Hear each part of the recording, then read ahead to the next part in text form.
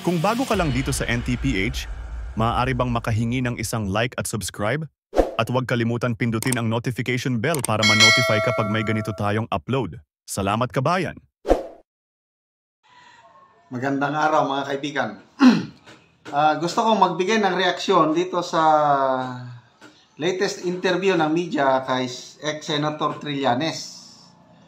Kung saan sabi niya na hinog na daw ang impeachment case laban kay BP Sara. At tinawag niyang may tupak sa ulo ang Vice President. Gago! Inamin din niya baka bigla daw maging presidente si BP Sara. May tupak sa ulo. Delikado. Okay. Pakinggan natin itong interview na ito. Ano sabi, sir? Ha? Paano niyo nasabing hinog? Siguro naman, nakikita naman ng mga kababayan natin, lahat ng mga... Sandali, simulan natin. Sa dami ng issues ngayon kay BP Sara, hinog na ba for impeachment? Hinog na ba? Hinog na. Paano niyo nasabi, sir? Ha? Paano niyo nasabing hinog? Siguro naman, nakikita naman ng mga kababayan natin, lahat ng mga dangers, mga red flags, yung unfitness ni Duterte, ni Sara Duterte to hold. Kita nyo? Unfitness ni Duterte, Sara Duterte. Ganun lang siya kung magsalita. Kami sa Ilocano pa, kaming mga Ilocano. Basta mas bata ka, dapat tawagin mo yung mas matanda ng mayroong either manong, manang, uncle, auntie, lolo, lola. Hindi mo pwedeng tawagin lang sa pangalan. Basta mas bata ka. Sabi ng aming matanda, awante asin mo. Wala kang respeto. So ito ngayon, ang nakikita natin kay ex-Senator Trillanes. Doon sa Quadcom hearing, Duterte lang ang tawag niya sa dating Pangulo. Ang daming galit sa kanya ng mga alumni sa PNA. Walang very shabby, sabi nila. So, yun, sinasabing si Sara Duterte. Ganun siya kung magsalita di ba? Ano yung mga subscribers ko na nainis? Walang GMRC yan, sir. Hinog na daw ang impeachment case laban kay BP Sara. Malala ko nung as early as June, May or June, sinasabi na ni Trillanes, ex-Senator Trillanes. Ganon ang tawag natin sa kanya. Pagkalasa pa rin. Kasi former senator naman. Sinasabi ni ex-Senator Trillanes, as early as May or June, sinasabi niya, lalabas na yung ICC warrant of arrest. So inaabangan ko, ako, nag-expect talaga ako na sooner or later lalabas yung arrest warrant ng ICC kay PRRD. Kaya inabangan ko, June, July. So, ano na ngayon? June, July, August, September, October. November na. Wala pa. Papaniwalaan pa ba natin itong si ex-Senator Trillanes? Sabi niya, hinog na ang impeachment case.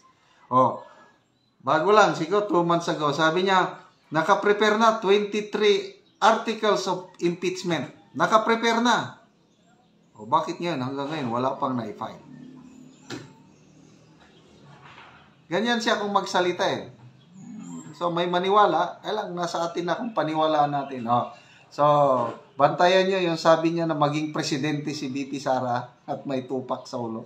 The position of Vice President. And remember, as Vice President, she could be President anytime. Yan! In cases of emergency. She could be President anytime. Mabuti naman po, ex-Senator Trillanes, at ina-acknowledge nyo. Hindi natin alam ang pangyayari.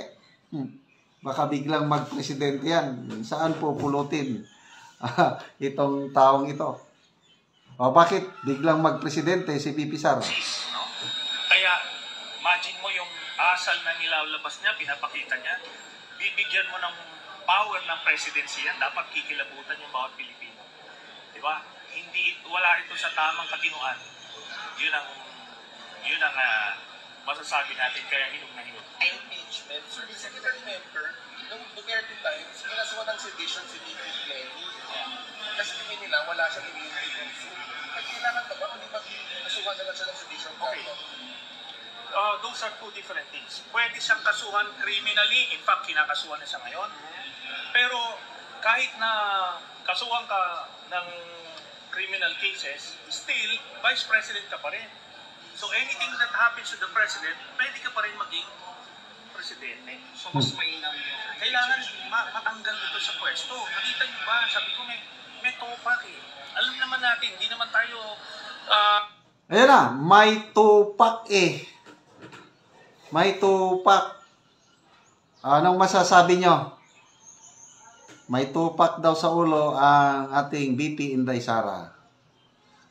Sabi niya yung dapat kikilabutan ang bawat Pilipino kung maging presidente itong si VP Inday Sara. Sino kikilabutan? Ay, number 1, ito, si ex-Senator Trillanes. Yan, sina Franz Castro. Dami, sino yung umamin? Congressman Abante, inamin niya. Nako, delikado ako pag magpresidente yan. Hindi natin alam ang takbo ng panahon. Panahon ni President Erap, napaka-popular na presidente. Sinong mag-aakala na bigla siyang matanggal at uupo ang Vice President Gloria Macapagal Arroyo? So, kikilabutan ng bawat Pilipino. Yes, yung mga may ginagawang, yan ngayon, kalukuhan. Kaya lang, sa tingin ko lang ang daming mga Pilipino ngayon, mas marami ang Pilipino, reading from the comment section, sa mga post ng mainstream media against kay VP Sara, magbasa ka lang sa comment section.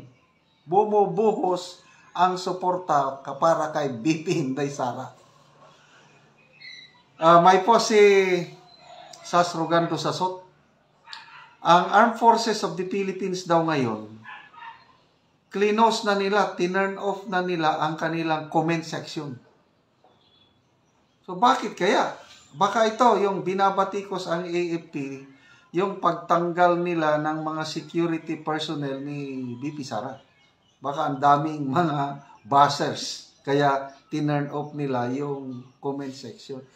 Alam nyo, napakaganda itong social media ngayon eh. Dahil ang citizenry, nakaka-participate, na ibubuhos mo yung opinion mo. And very powerful. Ako, napakahilig kong magbasa ng mga comment section at dito ko nakikita yung tunay na sentimento ng taong bayan. At ang AFP, napansin niya siguro na mainit na ang taong bayan sa kanila, yung ginawa nilang pagtanggal sa security ni VP Sara, yun.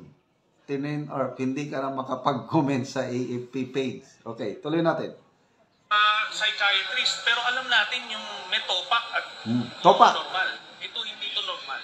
Sir, kailan Pasensya na. ang impeachment trial? Makabayang sa December sila ikaw kailan? Yung grupo ninyo, sir, kailan? Sabi ko nga sa inyo, abangan nyo na lang. Hindi natin alam. Baka ano na kayo basta hindi katagalan ng antay nyo. Yun na lang. Sir, huli na Yun, sabi ko nga, huwag natin maliitin kasi any political crisis na mangyari, pwedeng i-take advantage yan. Kasi nangyari na yan. We saw that happen dun sa EDSA 2. Nagsimula ng maliit, walang pumapansin, kumpiyansa yung administrasyon, very popular, but after a few months, tanggal. So, kailangan magmatsyag. Bottom line, hindi na dapat makabalik sa pwesto itong mga Duterte kasi malaking perwisyo ang ginagawa.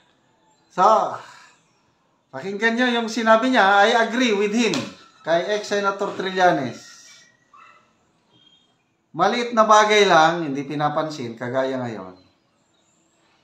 Kaya lang, nung panahon ni President Erap, biglang pumutok. Hindi ako nag-expect na mangyayari ng ganun. Kasi very popular si President Erap. Tapos, yun nga, waiting, impeachment, kumpiyansa yung administration dahil marami silang kakamping senador. nang dahil lang sa isang brown envelope na ayaw ipa-open. Yun na, nung ayaw ipa-open yung brown envelope, yun na, sumabog na ang taong bayan. Kaya nag-EDSA dos na. Kaya yan ang sinasabi ni ex-Senator Trillanes na dapat huwag magkumpiyansa ang administrasyon ito. Baka biglang So, kaya ako, relax lang ako.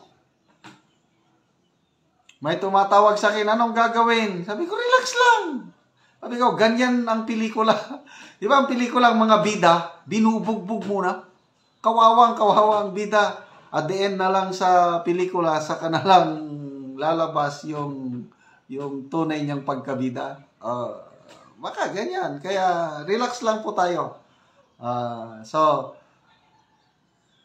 salamat sa sinabi ni ex-Senator Trillanes na baka biglang magpresidente si BP Inday Sara. Kaya lang yung sabi niyang may tupak, bahala na kayo kung anong klaseng tupak yan. Ang akin is yung tapang. Hindi siya natatakot. Parang tatay din niya, like father, like daughter.